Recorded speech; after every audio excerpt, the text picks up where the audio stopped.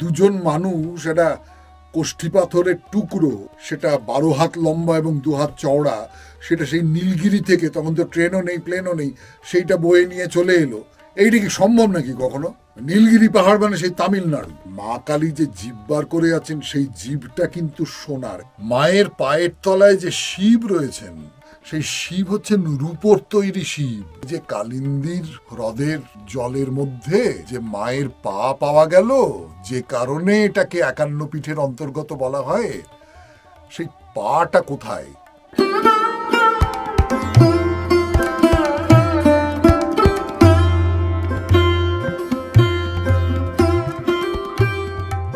নমস্কার নমস্কার নমস্কার নমস্কার নমস্কার নমস্কার নমস্কার নমস্কার। আপনাদের সবাইকে সবাইকে সবাইকে নমস্কার জানাচ্ছে আপনাদের সৌমিত্র বসু। সবাইকে অজস্র শুভকামনা জানাচ্ছে, সবাইকে স্বাগত জানাচ্ছে এই স্মরণে সৌমিত্র অনুষ্ঠানে, এবং সবাইকে শুভ দিন জানাচ্ছে। শুভ দিন, শুভ হোক। আমাদের এই অনুষ্ঠানটা শুরু হচ্ছে সকালবেলা, কিন্তু সকালবেলার মধ্যেই তো আটকে থাকছে না। এইটা সেই পুরো দিনটা কেটে যাচ্ছে, তারপরের দিন যেদিন ইচ্ছে আপনি খুলে দেখতে পারেন। কিন্তু ওই আর কি, মানে ধরুন মঙ্গলবারের পরেই বৃহস্পতিবার, বৃহস্পতিবারের পরেই শনিবার, শনিবারের পরে অবশ্য একটু একটু ফাঁক রয়েছে, তারপরে আবার মঙ্গলবার। এইরকম করে সপ্তাহে 3টে করে অনুষ্ঠান চলছেই। ফলে পরের অনুষ্ঠানটার জন্য যদি আগ্রহ থাকে, তাহলে আগের অনুষ্ঠানটা চটপট দেখে ফেলে তারপরে আবার পরের অনুষ্ঠানে ঝাঁপ দেওয়া। মানে আমি যে কারণে এই কথাগুলো বলছি সেটা বলি, আপনাদের বলতে খুব ভালো লাগছে, সেই জন্যই বলছি। সেটা হচ্ছে যে আমরা মানে মাসখানেকের মধ্যে ম্যাজিকের মতো আপনারা যে এই জনপ্রিয়তার কোন জায়গায় অনুষ্ঠানটাকে নিয়ে গেছেন, মানে আমি এটা ওই রকম করে বলছি না যে বিজ্ঞাপনের মতন করে আপনারা ভাববেন না, সত্যি ভাববেন না। কিন্তু এই কমেন্টগুলো দেখলেই বুঝতে পারবেন। চিঠিপত্র খুব আসছে না, সত্যি কথা বলতে কি, ওই যে পাশে যে অনুষ্ঠানের শেষে যে ফোন নাম্বারটা দেওয়া থাকে, তাতে যে খুব চিঠি আসছে এমনটা নয়, চিঠি আসছেই না প্রায়। কিন্তু কমেন্ট বক্স একেবারে উপচে পড়ছে, সেটা তো আপনারা নিজেরাই দেখতে পাচ্ছেন। কাজে কাজে এই যে আমাদের একটা সমাদরের সঙ্গে গ্রহণ করেছেন, সকলেই যে খুব সমাদর করছেন এমনটা নয়, কেউ কেউ যে নিন্দমন্দও করছেন না, সমালোচনাও করছেন না এমনটাও নয়। আমরা সেই সমস্তটাই খুব সাদরে গ্রহণ করছি এবং তাই নিয়ে ভাবছি, চিন্তা করছি। আপনারা যারা সমাদর করছেন তাদের প্রতিও গভীর কৃতজ্ঞতা, যারা সমালোচনা করছেন তাদের প্রতিও গভীর কৃতজ্ঞতা। আমরা তাদের সমালোচনাগুলো বোঝবার চেষ্টা করছি।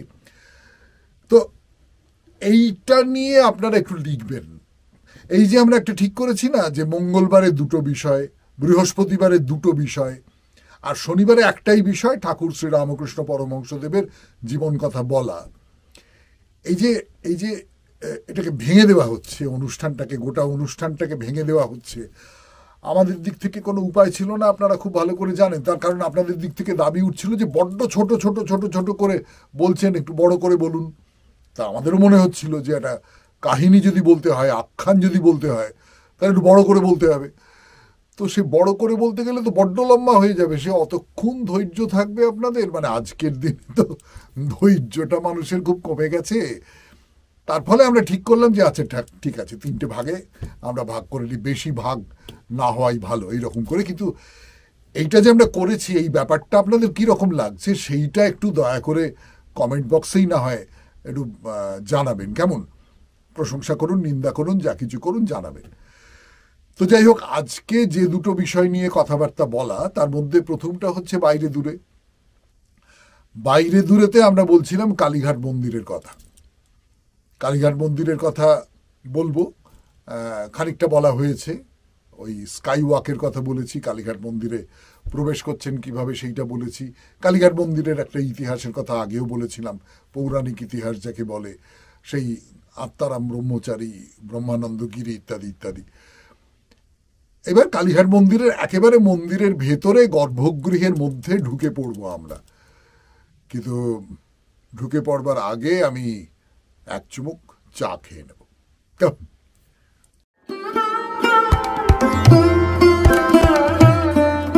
চায়ের চুমুক শেষ। এইবার তাহলে কালীঘাট মন্দিরের কথা। এর আগের দিন আপনাদের বলেছিলাম যে কালীঘাট মন্দিরের যে মন্দিরের গঠনটা, নির্মাণটা, সেই নির্মাণটা হচ্ছে বাংলার নিজস্ব আটচালা ধরনের। এই আটচালা ধরনটা কি খুব বিস্তারিত করে বলবার দরকার নেই। এটা বলেছিলাম যে বাংলার প্রচুর মন্দির এই আটচালা গড়নের আছে। আপনারা দেখেছেন এরকম প্রচুর মন্দির, বললেই বুঝতে পারবেন। সেটা হচ্ছে কুঁড়ে ঘরের মতন, মানে কুঁড়ে ঘরে যেরকম হয় না যে এই এই চালাটা থেকে এরম করে নেমে গেছে, সেই রকম করে কালীঘাট মন্দিরের ভেতরে ঢুকলে আপনি ওপর দিকে তাকিয়ে দেখবেন একেবারে চূড়া যেটা, একেবারে চূড়া যেটা, সেইটায় ওই রকম করে দুপাশ থেকে কুঁড়ে ঘরের মতো ঢালু হয়ে নেমেছে। তারপরে একটা ওই পাথর বসিয়ে বসিয়ে একটা কারুকাজ, তারপর নিচে মন্দিরের যে চেহারাটা, সেই চেহারাটা। এবারে মন্দিরের ভেতরে ঢোকা যাক। ভেতরে ঢুকে আমরা কালী মূর্তিকে দর্শন করছি। কালী মূর্তি মানে একেবারে কুচকুচে কালো গায়ের রং। কিন্তু এই যে কালী মূর্তিটা, আপনাদের এর আগের দিন বলছিলাম যে মন্দিরটা তৈরি করেছেন কোনো একজন না, কিন্তু প্রচুর মানুষ, প্রচুর মানুষ নানানভাবে টাকা পয়সা দিয়েছেন, দান খয়রাত করেছেন এই মন্দিরটা তৈরি করবার পেছনে। মানে এই মন্দিরটাকে আপনি বলতে পারেন যে ঊনবিংশ শতাব্দীর যারা ধনাঢ্য মানুষ, টাকা পয়সা আছে, বেশ খানিকটা টাকা পয়সা আছে, এইরকম কিছু মানুষ, তাদের সমবেত দানে এই মন্দিরটা তৈরি হয়ে উঠেছে। ফলে এই মন্দির কে প্রথম তৈরি করেছিলেন না করেছিলেন সেইটা খুব বড় কথা নয়, কিন্তু মন্দিরের যে চেহারাটা এখন আমরা দেখছি, যে চেহারাটা বেশ কিছুদিন ধরে চলে আসছে, সেই চেহারাটা কিন্তু অনেক মানুষের তৈরি করা।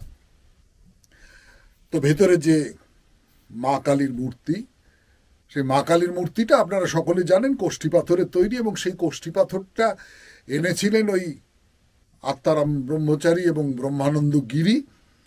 তারা এনেছিলেন সেই নীলগিরি পাহাড় থেকে। নীলগিরি পাহাড় মানে সেই তামিলনাড়ু, সেইখান থেকে নিয়ে এসেছিলেন। 12 হাত লম্বা এবং 2 হাত চওড়া একটা পাথরের টুকরো, এবং সেইটা বিশ্বকর্মা নাকি এই দেবী মূর্তিটা তৈরি করেছিলেন। এর সত্য মিথ্যা নিয়ে আমি কোনো কথা বলবো না। আমার নিজের একটা কথা মনে হয় খুব, জানেন তো, মানে আপনি বলে বিশ্বকর্মা এসে তৈরি করেছে, বা তারও আগে আমি যদি বলি যে দুজন মানুষ একটা কোষ্ঠী পাথরের টুকরো, সেটা 12 হাত লম্বা এবং 2 হাত চওড়া, সেটা সেই নীলগিরি থেকে, তখন তো ট্রেনও নেই প্লেনও নেই, সেইটা বয়ে নিয়ে চলে এলো। এইটা কি সম্ভব নাকি কখনো? আমাদের বাস্তব বুদ্ধিতে বলে সম্ভব নয়, কিন্তু মানুষ যে এটা বিশ্বাস করেছে তার পেছনে কিন্তু মানুষের একটা একটা চেতনা আছে, মানুষের একটা বোধ আছে, মানুষের একটা কল্পনা শক্তি আছে, বিশ্বাসের শক্তি আছে।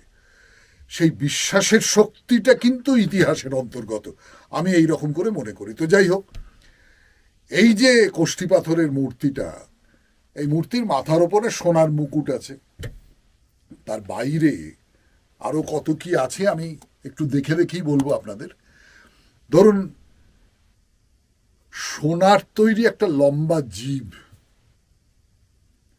মানে মা কালী যে জিভ বার করে আছেন সেই জিভটা কিন্তু সোনার। এই এক একজন মানুষ এইটা দিয়েছেন, কেন দিয়েছেন? যে মা কালী যেন আমার প্রতি তার কৃপা রাখেন, মা কালী যেন আমাকে দয়া করেন, মা কালী যেন আমাকে ধনরত্নে পরিপূর্ণ করে দেন, আমার সংসার সুখের স্বাচ্ছন্দ্যের থাকে।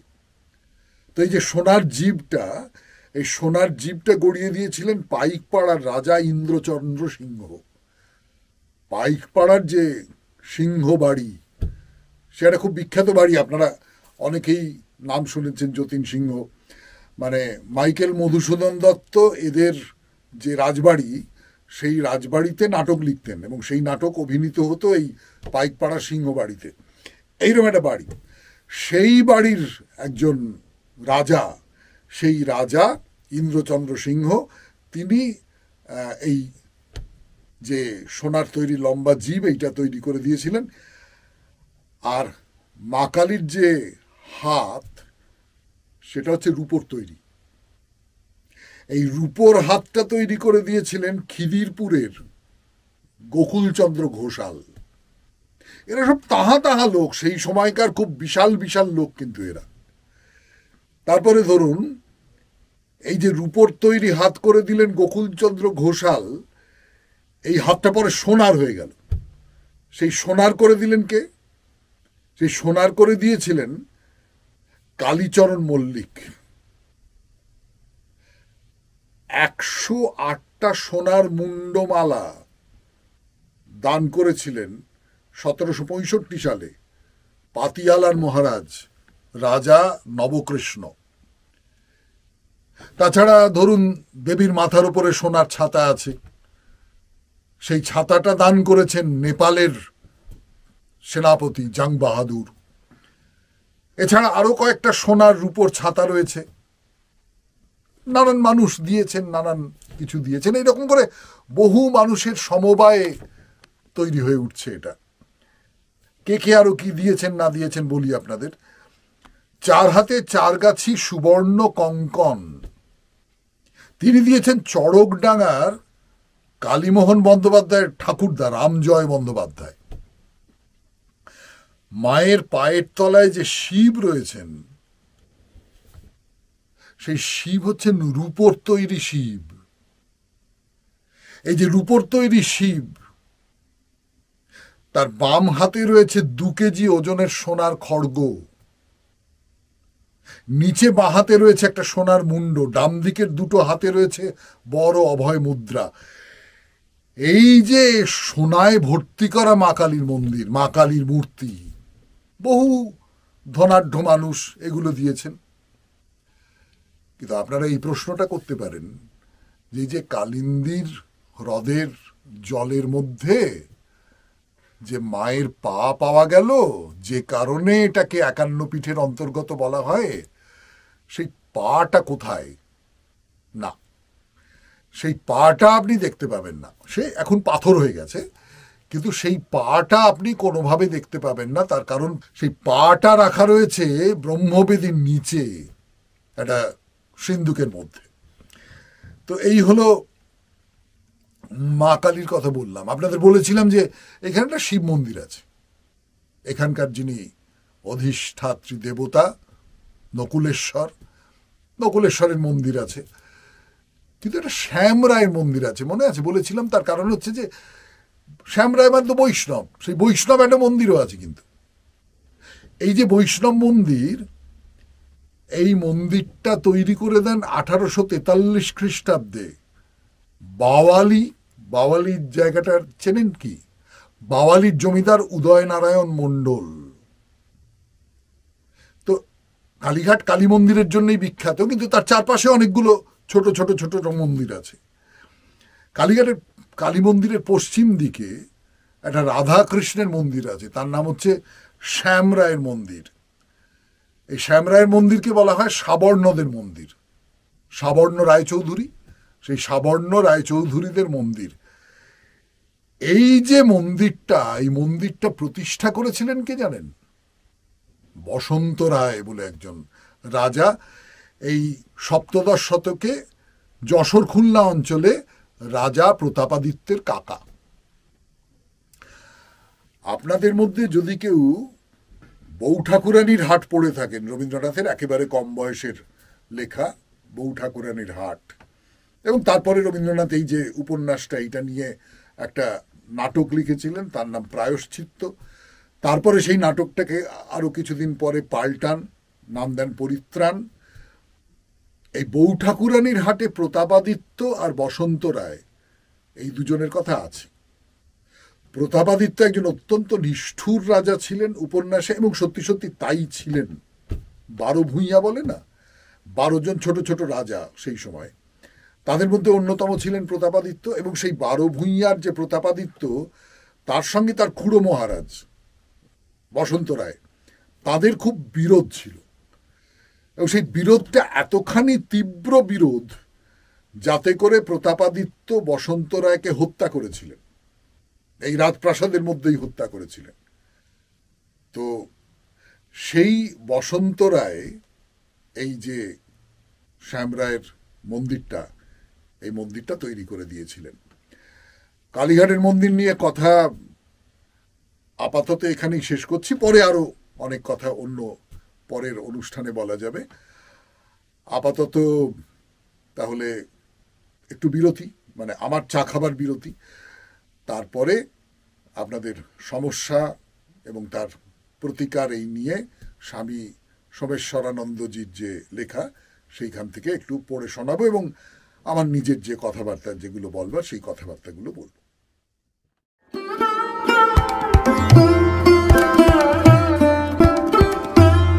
সমস্যার কথা, দৈনন্দিন সমস্যা এবং তার সমাধান কিভাবে করা যায় তাই নিয়ে স্বামী সোমেশ্বরানন্দজি যা বলছেন তার সূত্র ধরে কথাবার্তা হচ্ছে আর কি।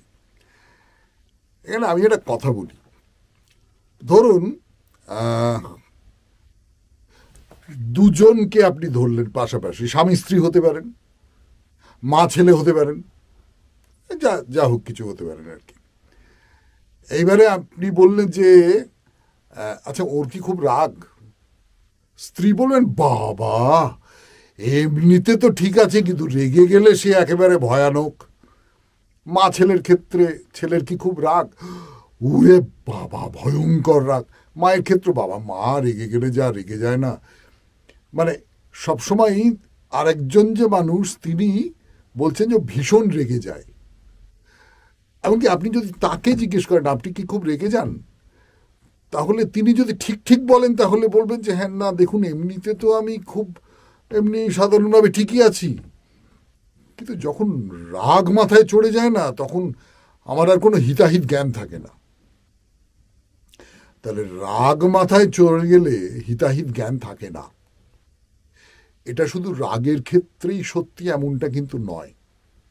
এই যে 6টা রিপুর কথা বলা হয়, এই 6টা রিপুর ক্ষেত্রেই কিন্তু ব্যাপারটা সত্যি। আপনার যদি লোভ হয় কোনো একটা কিছু সম্পর্কে, সেই লোভের বশে মানুষ কত কি করতে পারে তার কোনো সীমা সংখ্যা নেই। আপনার যদি কামনা হয়, আপনার যদি অহংকার হয়, আপনার যদি হিংসে হয়, যা কিছু ষড়রিপুর যা কিছু আছে আপনারা সকলে জানেন, সেইগুলো যদি মনের মধ্যে গেড়ে বসে তাহলে সে একেবারে সর্বনেশে কাণ্ড। অর্থাৎ মানুষ নিজেই তার সবচেয়ে বড় শত্রু। একটা সময় এরকম একটা ধারণা ছিল যে শত্রু হচ্ছে বাইরের পৃথিবী, সেই পৃথিবীর কোথা থেকে কি আক্রমণ এসে পড়ছে আমার উপর আমি বুঝতে পারছি না, তার ফলে আমি তছনছ হয়ে যাচ্ছি, আমার জীবন তছনছ হয়ে যাচ্ছে, নিয়তি আমার এই সর্বনাশ করে দিয়েছে। কিন্তু তারপর একটা সময় বোঝা গেল, মানুষ বিশ্বাস করতে লাগলো যে না, নিয়তি না, আসলে আমারই ভেতরে কোনো একটা গন্ডগোলের জায়গা রয়েছে, আমারই ভেতরে কোনো একটা একটা একটা পাপ রয়েছে, অন্যায় রয়েছে, সেইটা আমাকে আস্তে আস্তে আস্তে আস্তে গ্রাস করে আমাকে একেবারে পতনের দিকে নিয়ে যাচ্ছে, কিন্তু আমি কিছু করতে পারছি না। এত সব ভূমিকা করলাম তার কারণ এর মধ্যে একটা, যে কোনো রিপুর ক্ষেত্রেই কথাটা সত্যি, এর মধ্যে রাগটা নিয়ে স্বামী সোমেশ্বরানন্দজি কি বলছেন সেইটা আপনাদের বলি।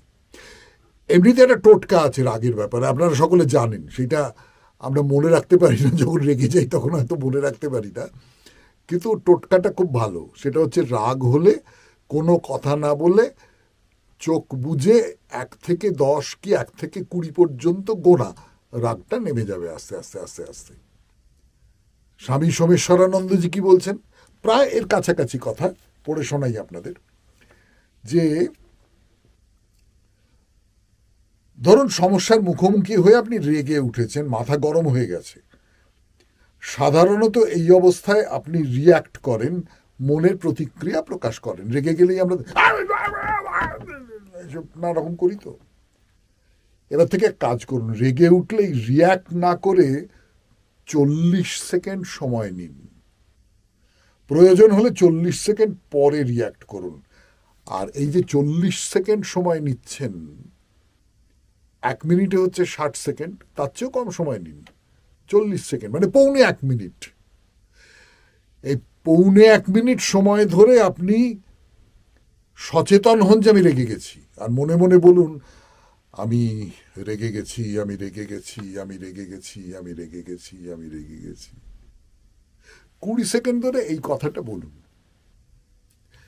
বলছেন পরবর্তী 20 সেকেন্ডের মধ্যে লক্ষ্য করুন রাগের সময় আপনার মধ্যে কি কি পরিবর্তন ঘটে, আপনার চোখে, কানে, হাতের পেশির কাঠিন্য এবং রক্তের তীব্র প্রবাহ অনুভব করুন। রাগ হলে মনের অবস্থা কেমন হয় সেটা দেখুন।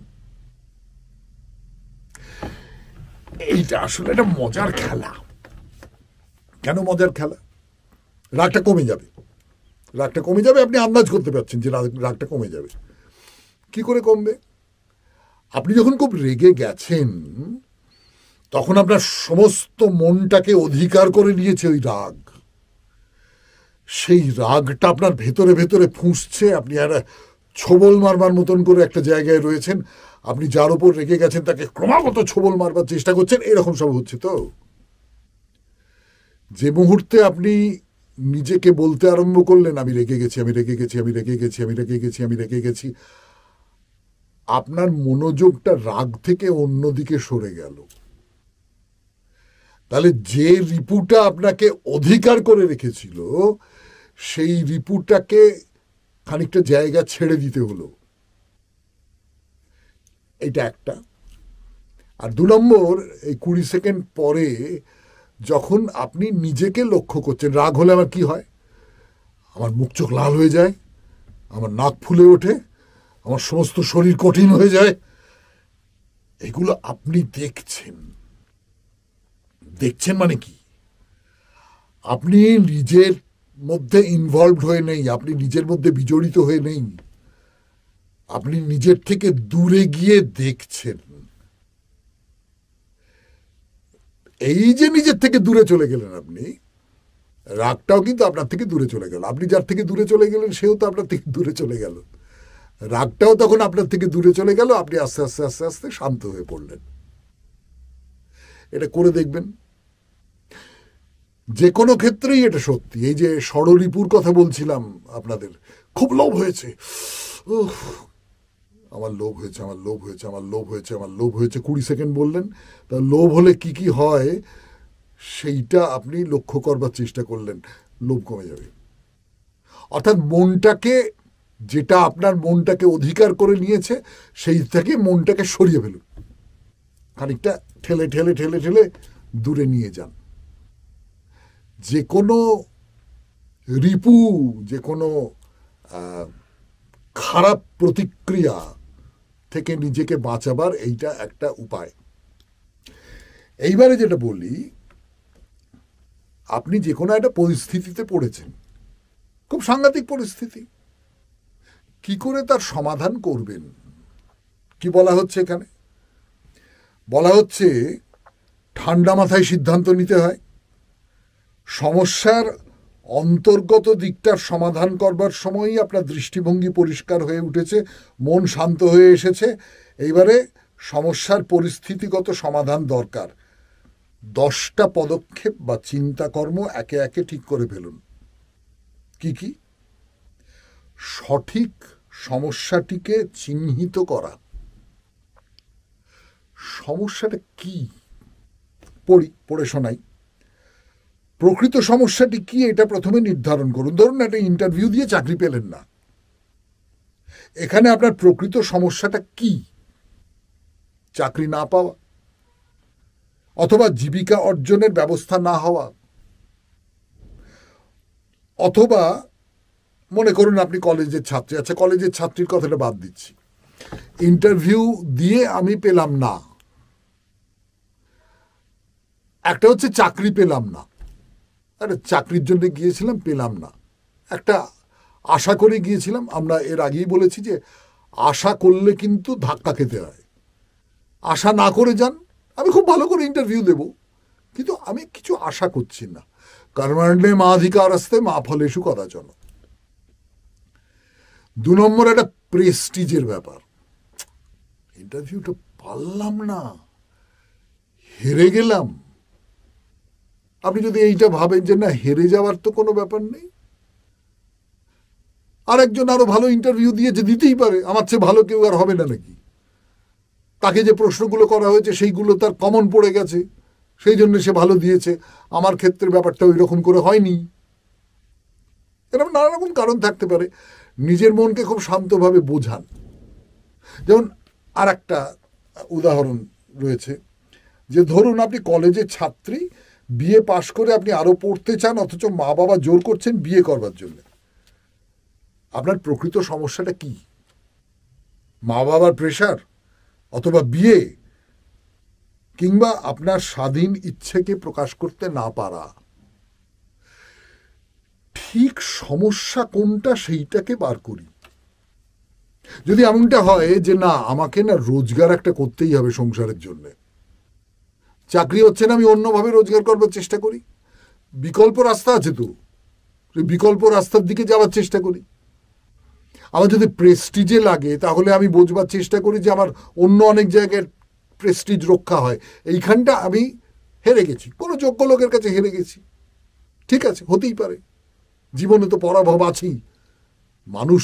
যে মানুষ কখনো জীবনে হারেনি এরকম কাণ্ড তো কখনো ঘটতে পারে না। তাহলে এই রকম করে নিজেকে খুব ঠান্ডা মাথায় বুঝতে হবে। এরপরে আরো খুব সিরিয়াস কথাবার্তা আছে, কিন্তু সেই কথাবার্তাগুলো একসঙ্গে বলতে হবে এবং এক্ষুনি বললে মাঝখানে কাটতে হবে, সেটা আমি চাইছি না, পরের দিন বলা যাবে। আজকের মতো তাহলে সমস্যা নিয়ে কথাবার্তা শেষ হলো। এইবারে আপনাদের চিঠিপত্র, ফিরে আসছি।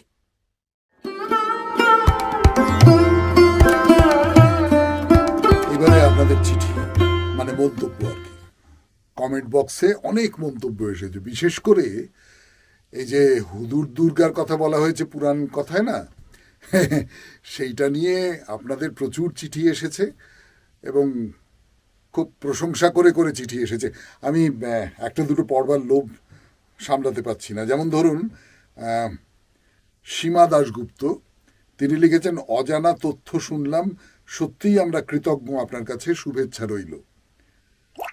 আরেকজন মিতালি ঘোষ লিখেছেন, হুদুর দুর্গার কাহিনী খুব ভালো লাগলো, প্রশ্নোত্তর পর্ব অসাধারণ, ভালো থাকুন, সুস্থ থাকুন দাদা। অসাধারণ অনুষ্ঠান লিখেছেন বুলান কুন্ডু, অসাধারণ অনুষ্ঠান, পুরুষ দুর্গা গল্পটি খুব ভালো লেগেছে আমার, অনেক তথ্য জানতে পারলাম, এটা আমার দেখা দ্বিতীয় অনুষ্ঠান। এরকম সব আপনাকে অশেষ ধন্যবাদ জানাই। আজ সকালের স্মরণে সৌমিত্র অনুষ্ঠানটি এক কথায় অসাধারণ। পুরাণ কথায় আপনি যে পুরুষ দুর্গার কথা বললেন তা আমার কাছে একদম অজানা ছিল, আজ তা জানতে পারলাম এবং আমার জ্ঞান ও ভাণ্ডারে তা সংযোজিত হলো। এর জন্য আপনাকে আবার ধন্যবাদ জানাই। আশা করি ভবিষ্যতে আরো অনেক অজানা তথ্য জানতে পারব। এটা লিখেছেন দেবাশিস ঘোষ। একজন খুব রাগ করে চিঠি লিখেছেন, তার নাম হচ্ছে নগেন সোরেন। নগেন সোরেন কি লিখেছেন, সৌমিত্র দাদা নমস্কার, আপনি একজন অনভিজ্ঞ লোক, সাঁওতালদের বিষয়ে কিছুই জানেন না, অযথা সাঁওতালদের নিয়ে ভুল তথ্য ছড়াচ্ছেন। হুদুর দুর্গার বংশ পরিচয় জানেন না, কোন গোত্রের মানুষ হুদুর দুর্গা, কার ছেলে সে, কোথায় পেলেন আবল তাবল তথ্য। দেবী হচ্ছে অদৃশ্য কাল্পনিক চরিত্র, একজন নারী, আর হুদুর দুর্গা হচ্ছে একজন মানুষ। তাদের যে বিয়েটা দিলেন এটা কি সম্ভব? মিথ্যা প্রচারের জায়গা পাচ্ছেন না? অন্য ধর্মের তথ্য প্রচার থেকে আপনি অবশ্যই বিরত থাকবেন। কোনো জ্ঞান আপনার মধ্যে আছে বলে আমার মনে হলো না, দেখাচ্ছেন পণ্ডিতের ভাব। এর একটা উত্তর হিসেবে আমি খুব সবিনয় একটা কথা বলি যে না, আপনি যেটা বলেছেন ঠিকই, আমি সাঁওতালদের সংস্কৃতি সম্পর্কে খুব অনভিজ্ঞ, আমি কিছু জানি না। কিন্তু এই হুদুর দুর্গার যে কাহিনীটা, এইটা আমি পেয়েছি দুটো জায়গা থেকে। একটা হচ্ছে উইকিপিডিয়া, আর একটা সংবাদ প্রতিদিনে এই নিয়ে একটা নিবন্ধ বেরিয়েছিল। এখন এইটাকে যদি ভুল প্রমাণ করতে হয়, আপনি যেটা করতে চেয়েছেন সেটা আমার কমেন্ট বক্সে না করে আপনাকে উইকিপিডিয়া ভুল যে হতে পারে না আমি এমন কথা বলছি না, অথবা সংবাদ প্রতিদিনের যে নিবন্ধটি বেরিয়েছিল সেইটা ভুল, এইটা আপনাকে প্রমাণ করতে হবে। তার কারণ হচ্ছে এই উইকিপিডিয়া একটা প্রতিষ্ঠিত সংস্থা, তারা ভুল লিখেছে, এটা প্রমাণ করতে হবে আপনাকে তাহলে। এবং সংবাদ প্রতিদিন একটা প্রতিষ্ঠিত সংস্থা, তারা ভুল লিখেছে, এটা প্রমাণ করতে হবে আপনাকে। আর একটা কথা আপনি যেটা বলেছেন যে দেবী হচ্ছে অদৃশ্য কাল্পনিক চরিত্র, একজন নারী, আর হুদুর দুর্গা হচ্ছে একজন মানুষ, তাদের বিয়েটা দিলেন, এটা কি সম্ভব? প্রথম কথা, আখ্যানে দেবী কিন্তু ইন্দ্রের বোন, কাজী একেবারে পৌরাণিক চরিত্র, সে মানে পৌরাণিক চরিত্র নয় এরকম কথা বলা যাবে না। কিন্তু তার বাইরেও আমি একটা কথা বলি, আপনি যদি পুরাণ সম্পর্কে তো নিশ্চয়ই জানেন, ভারতীয় পুরাণ সম্পর্কে, লোকপুরাণ হতে পারে, প্রতিষ্ঠিত পুরাণ হতে পারে, যা কিছু হতে পারে, সেখানে কিন্তু এই ধরনের ঘটনা, যেটা আপনি বলছেন আবোল তাবোল, মানে অসম্ভব সমস্ত ঘটনা প্রচুর পরিমাণে ঘটে। তার ফলে হুদুর দুর্গা, আমি এই সমস্ত তথ্যের ভিত্তিতে বলেছি, আপনি নিশ্চয়ই প্রমাণ করতে পারেন এই কথাগুলো ভুল, কিন্তু সেটা আপনাকে প্রমাণ করতে হবে। খুব ভালো থাকবেন। এই ধরনের চিঠি পেলে আমাদের খুব ভালো লাগে, মানে শুধুই প্রশংসা না করে খানিকটা নিন্দে পেতেও খুব ভালো লাগে। আজকে তাহলে এই পর্যন্তই থাক। শেষে যেটা বলা সেটা আরেকবার বলি, আপনার যদি এই অনুষ্ঠান ভালো লাগে তাহলে লাইক করবেন, যদি মনে হয় অনেক মানুষের মধ্যে ছড়িয়ে দিতে চান তাহলে শেয়ার করবেন, আর যদি চান যে একেবারে কল্পনা করা মাত্র অনুষ্ঠানটা আপনার কাছে চলে আসবে তাহলে সাবস্ক্রাইব করবেন। আর খুব ভালো থাকবেন, আনন্দে থাকবেন।